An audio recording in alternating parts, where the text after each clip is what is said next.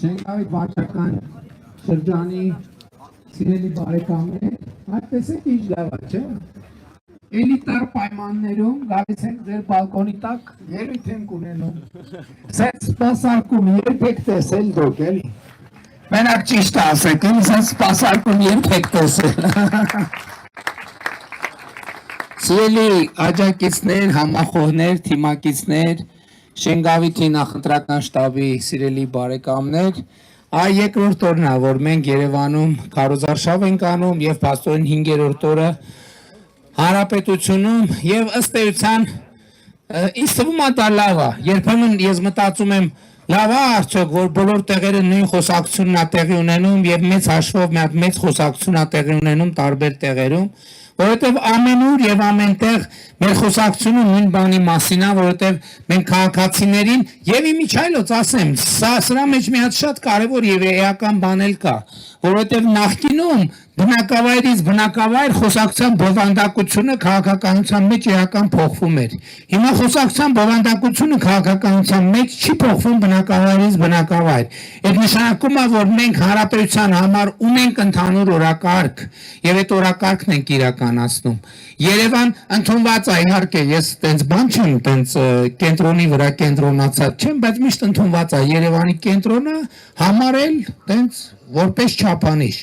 Այն ինչ որ մենք անում ենք Երևանի կենտրոնի թոշակառուի համար, մենք անում ենք Ագարակ, Մեղրի խոշորացված համայնքի Ագարակ բնակավայրի թոշակառուի համար, Բագրատաշենի, Բավրայի եւ այլն բոլոր բնակավայրերի համար։ Մեր 300 դպրոց ծրագիրը վերաբերվում է եւ 500 մանկապարտեզ ծրագիրը, խաղահրապարակները վերաբերվում է հանրապետության բոլոր հատվածներին։ Մեր առողջության ապահովագրությունը վերաբերվում է բոլոր հատվածներին եւ ճիշտն ասած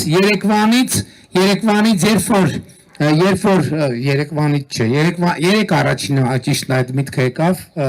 բայց այս ընթացքում անդադ երբ որ հանդիպում ենք տարբեր մեր 65+ տարեկան մեր սիրելի թոշակառուներին, ովքեր առողջության ապահովագրության շահառու են, բայց ես ուզում եմ մեզ հիշեցնել, որ առողջության ապահովագրության շահառուները, ովքեր այսօր ներառված են համակարգի մեջ, միայն 65+-ը չի ժողովուրդ։ Այսօր 1.700.000 մարդ ներգրաված է առողջության ապահովագրության համակարգի մեջ։ Մինչև 18 տարեկան բոլոր երեխաների առողջության ապահովագրության ծախսերը հոգում է պետական բյուջեն։ Առաջինը 65+ տարեկան թոշակառուների առողջության ապահովագրության ծախսերը հոգում է պետական բյուջեն։ Եվ 200.000 դրամ եւ ավել աշխատավարձ ստացողները նույնպես ներառված են եւ իրենք էլ վճարումներ են անում եւ իրենք նույնպես ներառված են առողջության ապահովագրության մեջ։ Ինչու ենք մենք այսքան շատ խոսում թոշակառուների առողջության ապահովագրության շրջանակներում ստացած ծառայությունների մասին։ Մի պարզ պատճառով, որովհետեւ ամենաշատ նրանք ծառայություններից օգտվում, որովհետև օբյեկտիվ իրականությունը բոլորս էլ այդ նույն վիճակում են, մարդու տարիքը ինչքան առաջանում է, այնքան առողջական խնդիրները ավելի տեսանելի են դառնում, առողջապահական կարիքները ավելի տեսանելի են դառնում, դրա համար է եւ իմիջիալոց այս փաստի բերումով մեր սիրելի թոշակառուները ամենախոցելին են նաեւ առողջապահական ծառայություններից օգտվելու իմաստով, որովհետև առողջապահական ծառայությունները իրանք թանկ ծառայություններ են։ Իմիջիալոց շատ խոսվում է նույն առողջապահական ծառայությունների հետ կապված Հայաստանում առողջապահական ծառայությունները արդենից շատ բարձր որակի են։ Եվ ես ուզում եմ հիշեցնել, որ 2020 թվականին մենք ծրագիր ներդրեցինք այդ մեր հայտնի լիզինգի ծրագիրը, խոսակցականով լիզինգի որ այդ թվում առողջապահական կենտրոններին ժամանակակից գերժամանակակից սարքեր ձեռք բերելու համար մենք պետական բյուջեից աջակցություն ենք ցուցաբերում։ Եվ հիմա բազմաթիվ ծառայություններ ժողովուրդ, որ 2018 թվականին ստանալու համար մարդիկ պետք է Հայաստանից գնային այլ երկրներ, այսօր բազմաթիվ ծառայություններ հասանելի են Հանրապետությունում նորագույն սարքերի միջոցով։ Ճիշտ եմ ասում, պարոն Զեյնալյան, չէ՞ իրոք։ Տիկին Ավանեսյան, նորա չեմ տեսնում Տիկին Ավանեսյանին։ Սա չի շարակում իհարկե որ մենք հասել ենք մեր լավագույն կետին, բայց process-ը գնում է եւ լիզինգի ծրագիրը հիմա էլ գործում է, չէ՞, այդ դրամը։ Այսինքն գեր ժամանակակից սարքեր առողջապահական հիմնարկը որ բերում է, պետությունը ծախսերը ֆինանսավորում է։ Բայց ես ինչի համար եմ այս հիշում, երեք առաջին անգամ, երբ որ անդադ մեր սիրելի թոշակառուները ասում են, որ վիրահատվեցի, ստացած ծառայություններ եւ այլն, այդ անընդհատ պատկերացնում եք, չէ, 1, 2, 3, 4, 5, 10, 20, 50, 100, 200, 300, այդ մի X պահի եկավ մտքիս նոր կտակարանի այն հատվածը, երբ որ ասում է, որ հիվանդները բժշկվում են, կույրերը տեսնում են եւ այլն եւ այդպես շարունակ եւ ես նոր մեր սիրելի թոշակառուների հետ խոսելիս ասացի Հայաստանը որպես առաջինը քրիստոնեությունը ընդունած պետություն այսօր եկել է հասել այնտեղին եւ որ իր քաղաքացիներին կարողանում է մատուցել այնպիսի ծառայություններ, որին իհարկե շատ հեռավոր, բայց կարելի է զուգահեռ տանել նոր կտակարանի հետ։ Քաղաքացիների հատկապես թոշակառուների կենսամակարդակի վրա շատ էական ազդեցություն է ունեցել թոշակի ավելացումը, որովհետև ես մարդկանց հարցնում եմ Նախ ես ուզում եմ ասել, որ մի հսկայական խումբ մարդիկ կա, ովքեր նախկինում ստիպված էին դեղեր ձեռք բերել ամսական 20, 30, ընդհուպ 40, ես մարդ եմ հանդիպել, որ ասել է նախկինում ինքը 60,000 դրամի դեղ է գնել իր առողջության խնդիրների բերումով։ Այսօր այդ դեղերը մարդիկ ստանում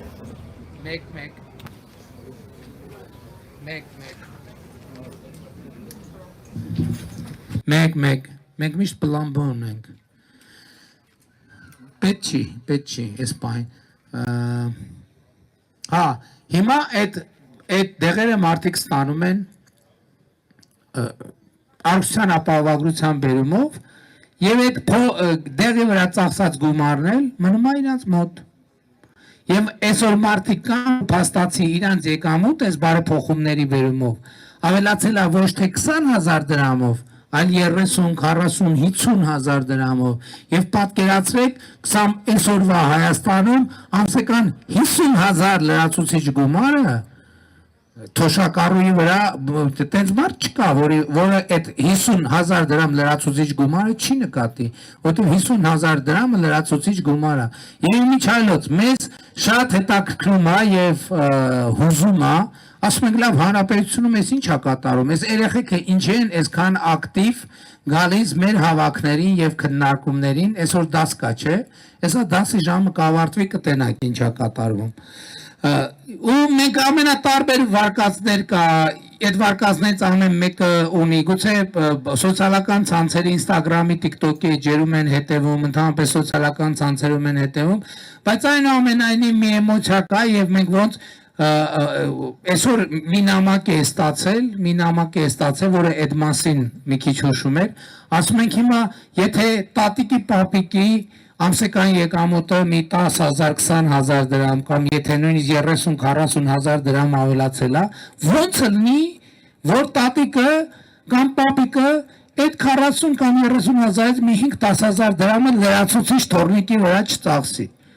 Ու պապիկ տատիկները թորնիկների վրա ծախսում են, թորնիկներն ասում են տատի, պապի, ես ինչ հաշիվ է, ես ինչ ապատահել, ես ինչ են ֆինանսավորում, ինչ են ավելացել, ենթադրում եմ տատիկներն էլ ասում են, դե Նիկոլը թոշակները բարձրացրել է, մենք էլ ձեր թոշակներն ենք բարձրացնում, եւ հիմա երեխաների արձագանքը կարող է կապ ունենա նաեւ այս ամեն ինչի հետ։ Բայց այս ամեն ինչ որ ես ասում եմ, իրականում ես խոսում եմ թոշակի երեխաների համար տատիկ-պապիկների կողմից գնվող կոնֆետի մասին, բայց իրականում ես խոսում եմ այսօր Հայաստանի Հանրապետությունում հաստատված տրամադրության մասին։ Այսօրվա տրամադրությունը Հայաստանի Հանրապետությունում մեր գործընկերների միջայլոց արդեն ավելի ու ավելի հաճախ են զուգահեռ բերում, որ այս տրամադրությունը կարա եւ սկսում է նմանվել կամ ինչ որ հատկանիշներով հիշեցնում է 2018 թվականի ժողովրդական ոչ բռնի Թավշյա հեղափոխության տրամադրությունը եւ սա շատ կարեւոր ձեռքբերում է, որովհետեւ 2021 թվականին ես չգիտեմ Հայաստանի Հանրապետությունում մենք հիշում ենք բոլորս տրամադրությունը, բայց 2021 թվականին մենք եկանք ընտրողների մոտ եւ ասացինք, որ ժողովուրդ ջան, ապագա կա, դուք Հայաստանի Հանրապետության քաղաքացիներ, հավատացիք, վստահեցիք եւ մենք այսօր եկել ենք, վերադարձել ենք ձեզ զեկուցելու, որ ապագան եկել է, ապագան այսօր է, ապագան հիմա է եւ մենք այդ առիթով ուզում ենք եւ եկել ենք շնորհավորենք բոլորիդ, շնորհավոր ապագան։ Եվ թոշակների բարձրացումը, առողջության ապահովագրությունը, բակերը, տեսեք, սա թվում է թե շատ պարզ բան, եւ ապագան գիտեք նաեւ որն է, որովհետեւ նախկինում ինչ որ մի ժամանակ առաջ, որ մենք մտնենք մի բակ եւ տեսնենք այսպիսի հրապարակ, դա կլներ մի թանգարանային նմուշ, բոլորս կասենք, վայ, հələ տեսեք, այս ինչ խաղահրապարակ է, վայ, հələ տեսեք, եկեք նկարվենք, մարդիկ հիմա իմ փոխարեն խաղահրապարակի տրինաժորների հետ կնկարվեին, բայց ապագան այն է, երբ որ մենք մտնում ենք բակ, տեսնում ենք, որ մի հատ հոյակապ խաղահրապարակ կա, եւ մենք դա չենք զարմանում, մենք անցյալում ենք զարմանում դրա վրա,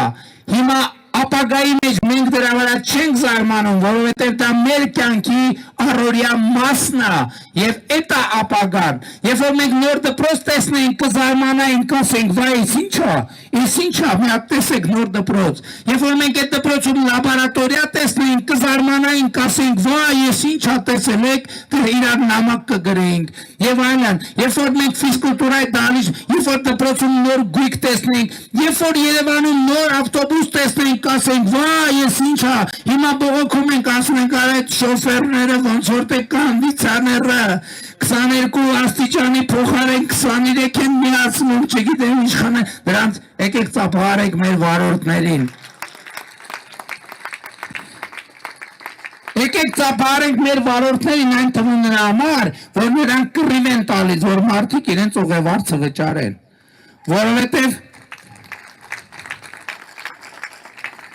որովհետև մենք պետք է հասկանանք, ժողովուրդ ջան, մենք պետք է հասկանանք, Հայաստանի Հանրապետությունը մեր տունն է,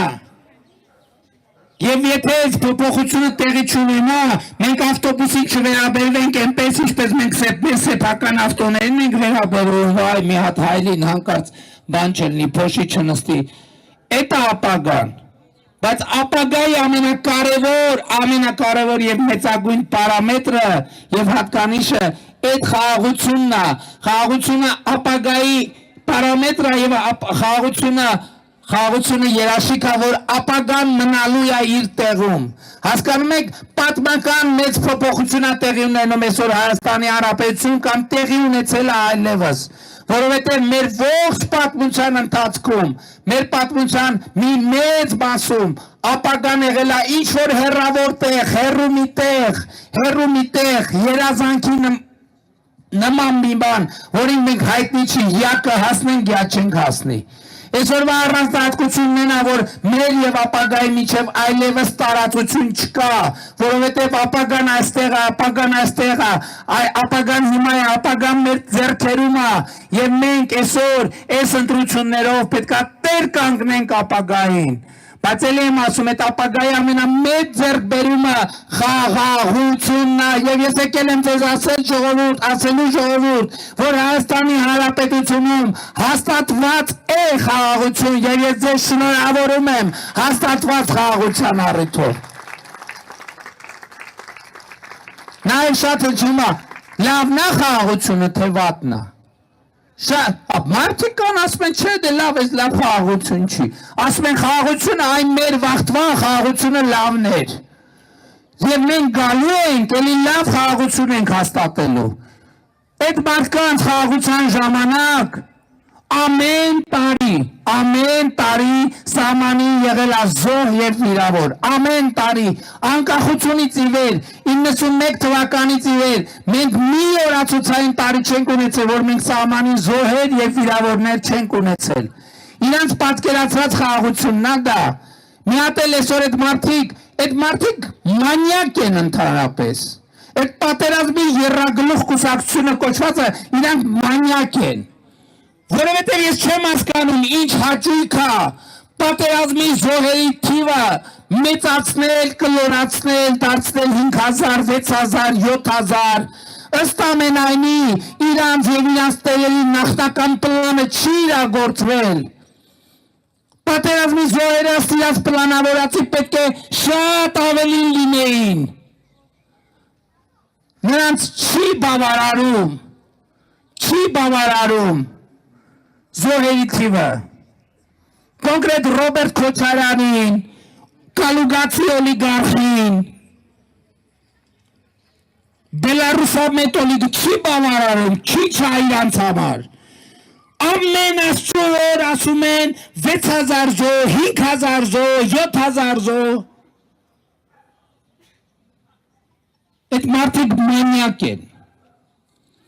Այդ մարդիկ մանյակ են։ Իրանց ընտանիքի ոչ մի անդամ երբեք չի նկարվելու ժամանակահատվածից ավելի չի եղել։ Նրանք մեզ եւ մեր երեխաներին են իմ տղան եղել, իմ ընտանիքը եղել առաջնագծում։ Եվ ով արա ինձ ասում է, որ ես բան եմ խնայել, ինքը սուտ է ասում, ես չեմ ուզում ավելի կոպիտ բան ասեմ։ Հիմա մի հատ էլ դրա վրա պատմություններ, ինչ լեկեն, ինչ ստեր ասես չեն հորինում, որովհետև այդ մարդիկ մանյակ են։ Այդ պատերազմի եռագլուխ կուսակցությունը ինքը Հայաստանը կեղեքած եւ կեղեքել ցանկացող եռագլուխ մաֆիան է։ Այս ընտրությունը երկու բանի մասին է։ Առաջինը մեր ժողովուրդը պետք է տեր կանգնի խաղաղությանը 2026 թվականի հունիսի 7-ի ընտրությունների քվեարկությամբ։ Եվ երկրորդը պետք է մաֆիան վերջնականորեն ոչնչանա։ Այդ մաֆիան արդեն ծնկի եկած է,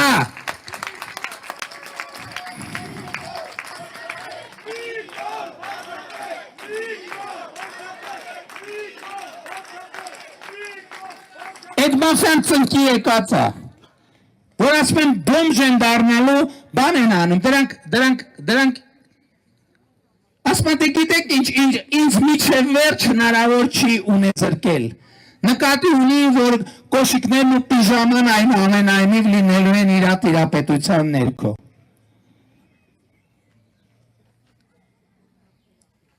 Եվ մենք պետք է այս ընտրություններում այդ պատերազմի եռագլուխ նախկին նախագահ կոչվածները եւ օլիգարխ կոչվածները պետք է դուրս փսխվեն Հայաստանի քաղաքական դաշտից։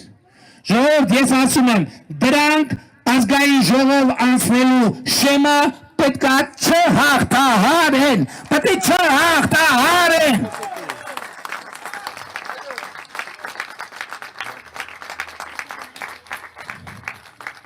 Ընդ որում ես հիմա մարզերում եւ Երևանում շփվելով, ես մի անգամ ազգային ժողովի մեջ թե որտեղ էր դա հայտ տարեցի, ես տեսնում եմ, որ իրատեսական խնդիր է։ Ես տեսնում եմ, որ այդ դաշինք կոչվածները եւ այդ կուսակցություն կոչվածը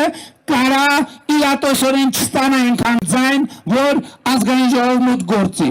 Բայց դրա համար պետք է մեզնից յուրաքանչյուր հասկանա, որ դա կախված է մի մարդուց, ընդամենը մի մարդուց, եւ այդ մարդը մեզնից յուրաքանչյուրն է, ձեզնից յուրաքանչյուրն է։ Եվ ուրեմն, եւ իմիջիալոց, այս ինչ որ բարդ կոմբինացիաներն ասացի, դրա համար ընդամենը մի լուծում կա, մի բան է պետք անել, այս բոլոր բարդ խուճուճ, մաֆիա, պատերազմի կուսակցություն, խաղաղություն, ապագա, մենք այս բոլորը ձեր խնդիրը հեշտացրել ենք, սենց փաթեթավորել ենք, բերել ենք հանգեցրել մի գործողության, որ նա այդ մի գործողությունը հետևյալն է ընտրություններ 2026-ին քվեարկում ենք ընտրություններ 2026-ին քվեարկում ենք ընտրություններ 2026-ին քվեարկում ենք որովհետև պետությանը անկախությանը ապագային խաղաղությանը Շենգավիթ վարչական շրջանին Երևան մայրաքաղաքին Հայաստանի Հանրապետությանը Փառք նահատակներին եւ կեցցե Հայաստանի Հանրապետությունը Նիկոլ Վարչապետ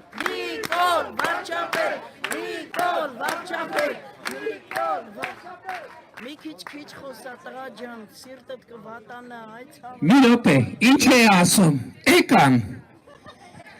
իրադարձության գլխավոր դերակատարները եւ գլխավոր մասնակիցները ուստի ժամը քանիսն է սիրելի մեծահասակներ ես այս պահից ձեզ հրաժեշտ եմ տալու հետո մինչև օրվա վերջ այդ ձեզ տեսնելու եւ ձեզ հետ շփվելու հնարավորություն չեմ ունենալու աջան որտե՞ղ Շամակատով եկել եմ Ընդեր 154 դպրոցի դիմացից Բա դասը պրծել է թե փոխել եք դասը հաստատ Վերջի ժամից արագ դուրս եմ եկել Էսա տնօրենը կգնից կասի Պետք է փախած ման գալ որ տնօրենը ինձ բռնում է իմ գործը լավ չի լինելու Լավ եղեք երեխեք ջան ուրախ եմ որ եկաք ուրախ եմ Եվ արդեն իմի ջանից ասեմ երեք մի բարաշենում ասցի Ժորդ չգիտեմ ոնց է տպավորությունը բայց այս քարոզարշավը գնալ անընդհատ խոսալ եւ այլն շրջել պտտվել առավոտից էլի երեք 10:30 սկսել ենք քանիսին ենք ավարտել ժողովուրդ քանիսին 6:30 հələ մի բան էլ շատ էլի այսինքն անընդհատ ամբողջ օրը եթերում ա եղել ու օրվա վերջ ես գնում որ ընդհանրապես հոգնած չեմ ու ինձ հարց եմ տալիս ինչն է դրա պատճառը եւ ուրիշ բացատրում ժողովրդի սերը ճիշտ եք ծափարենք տիկնոջը Բայց ժողովրդի սերը կուլմինացիան այնուամենայնիվ երեխեքի ներկայացումն է որտեվ իրանք իրանց տատիկների պապիկների իրանք ծնողների սերն են բերում եւ մեզնից էլ մեր սերն են ստանում իրանց եւ իրանց ընտանիքների նկատմամբ ուրախ եմ երեխեք ջան Երեխեք ասում են որ ուրախ խորհրդանական մեծամասնությունից ով կա պատգամավորներից ներկա ով կա պատգամավորներից ոնց պատգամավորներից մարդ չունենք հա կոնջորյա երեխեքը օրենսդրական նախաձեռնություն են անում ասում են ոչ թե պետք է ընտրողները լինեն 18+, այլ 18-։ Եվ իրանք հա արտահերտով մատ այդ նախաձեռնությունը իրականացնենք շնորհակալ եմ երեխեք ջան Հավանիչ տեսանյութը եւ բաժանորդագրվիչ նորությունները բաց չթողնելու համար